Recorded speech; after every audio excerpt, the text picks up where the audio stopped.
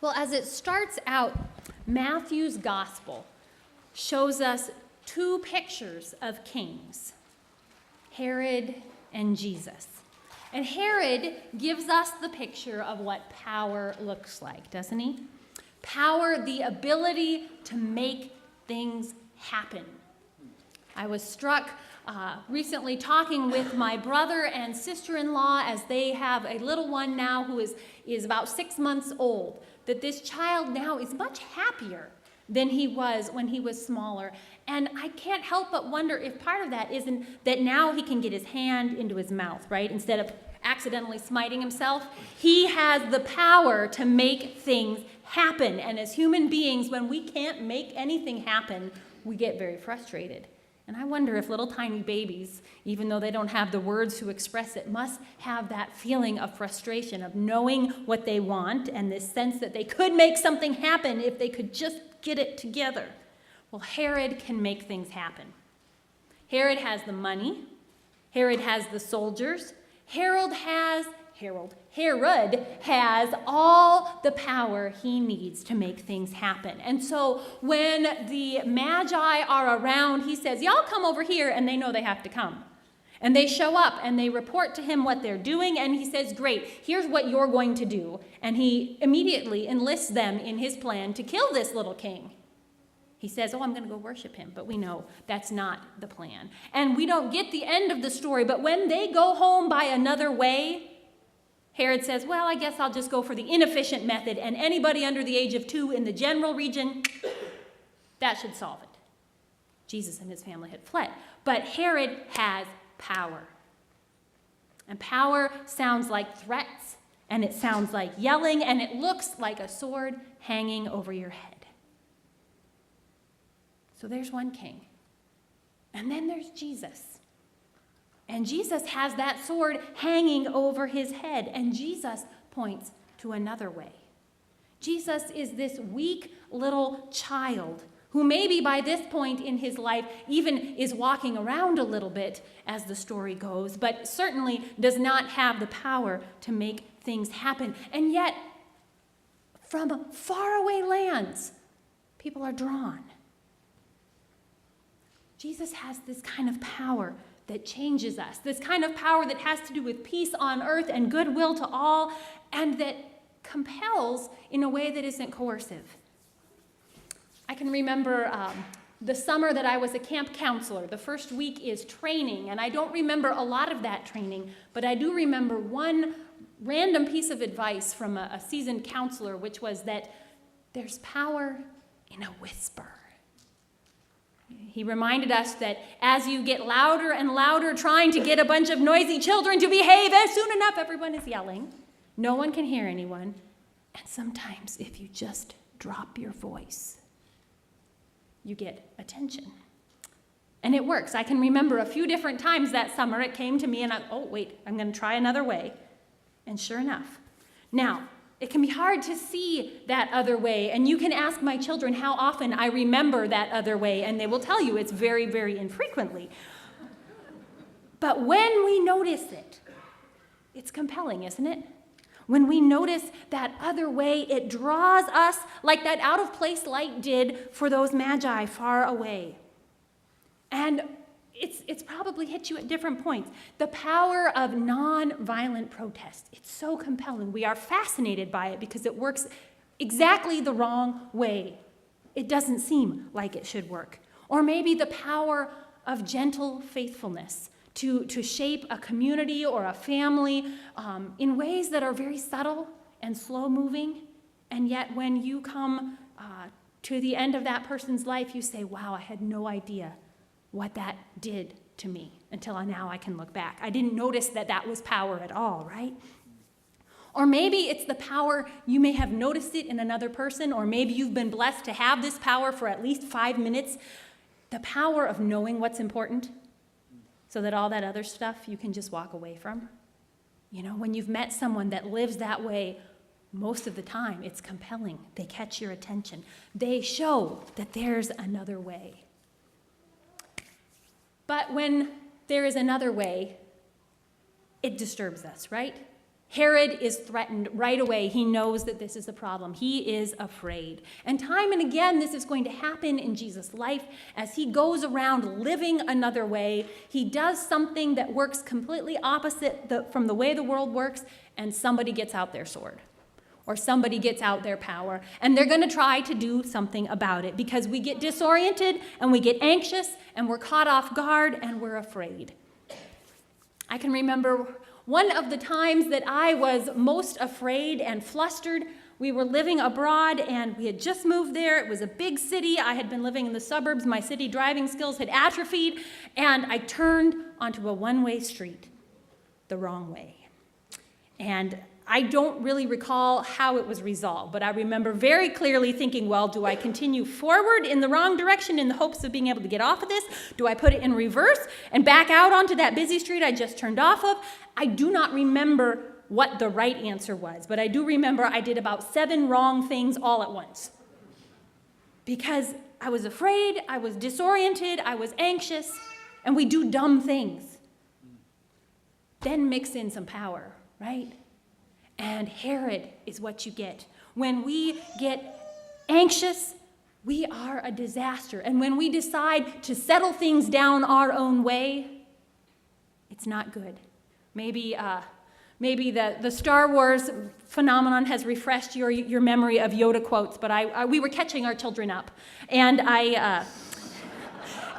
got to do things in the right order. So at some point we heard Yoda, fear leads to anger. Anger leads to hate, and hate leads to the dark side, right? It's a pretty step-by-step process that whether or not you believe in the Force, that's a pretty good description of how humans behave, isn't it? We get dumb, and we get violent, and we get hateful. But there's another way. There is another way. Isaiah says, lift up your eyes and look around. And Psalm 72 says, look at this. This is another way. This is how we expect a leader to be. If this person is bringing God's justice and peace, it's going to look like this. And centuries after there was any hope of a king in Israel, people were still praying this psalm. There is another way, a light that shines in that way that catches your eye, that catches the imaginations of far-off pagans and draws them in. This season of Epiphany that is a season of revelation, of making it clear, more and more clear, what God is up to in Jesus Christ. And so if we catch the light of this morning star, we realize that power does not look like Herod. Power looks like Jesus and that ability to transform us, not to smite us into place, right? When we expect to be straightened out and to get what's coming to us, the power of this star shows us another way. It shows us that mercy comes to us undeservedly in a far-off land where we have no idea, that peace shows up unexpectedly, that not everybody cooperates with Herod, that the glory this light represents shows us what God's justice looks like.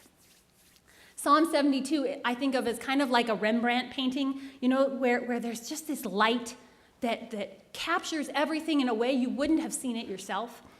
And this is what's going on. Psalm 72 is a picture of justice and power in the world bathed in God's light, in that light of God's justice, another way. Because in the Bible, justice isn't fairness. Despite the fact that everyone under the age, well, I said everyone under the age of 10 first, but really I still qualify. So everyone under the age of 40 defines fairness as everybody gets their same part, right? Are the brownies the same size? Did we get the same amount of things in people's stockings? Who gets exactly how much of the back seat? That apparently is not justice.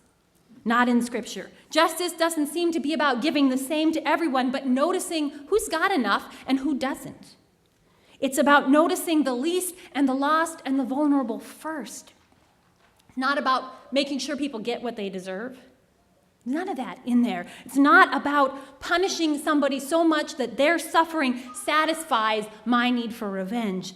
Justice in the Bible is a term for God's plan, how God wants it to be, another way, when the poorest are cared for and those in power are judged by their ability to lift up the weak, right?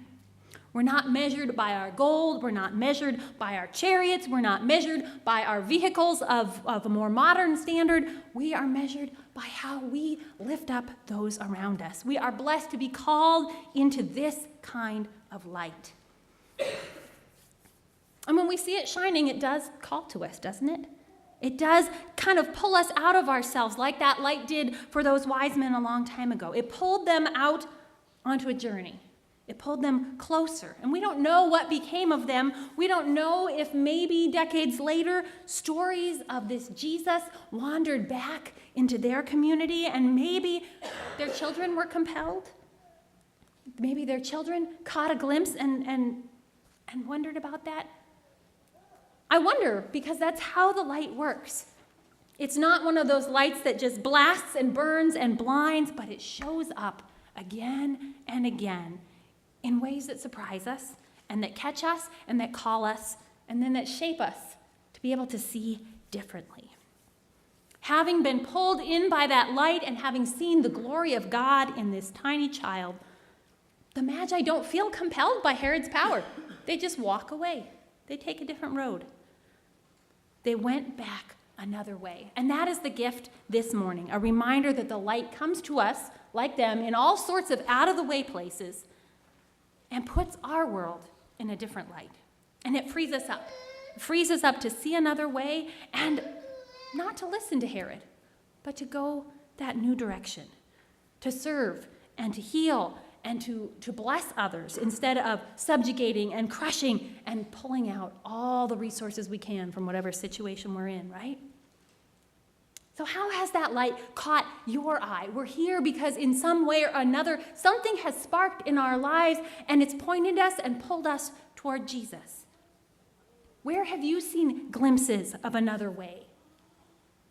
What has pointed you to that transforming power of God? Sometimes it's dramatic and big. A lot of times it's a small, out-of-place glimmer that makes you pause. A community that doesn't seem like it ought to be able to hang together because people are so different. Or a person who just operates differently and doesn't play by Herod's rules. I think about in my own life, a whole random collection of things. Fred Rogers on the television doing children's shows that don't involve blowing anything up and instead sort of embodying God's love in a strange way on TV for the entire country. Or my favorite author when I was a young person was Madeleine L'Engle. And there was something about her books and her characters that was compelling because there was a little sparkle there. And it wasn't like they were all about Jesus. I wouldn't have picked that book up. But they had mercy in them in a way that caught my attention. There was grace there, and there was another way that made me pick them up again and again. And so I would invite you this Epiphany celebration to lift up your eyes. Look around and notice the glimmers and glimpses of the light that God has put in your life that point you to another way, light that comes regardless of where you might be. Thanks be to God.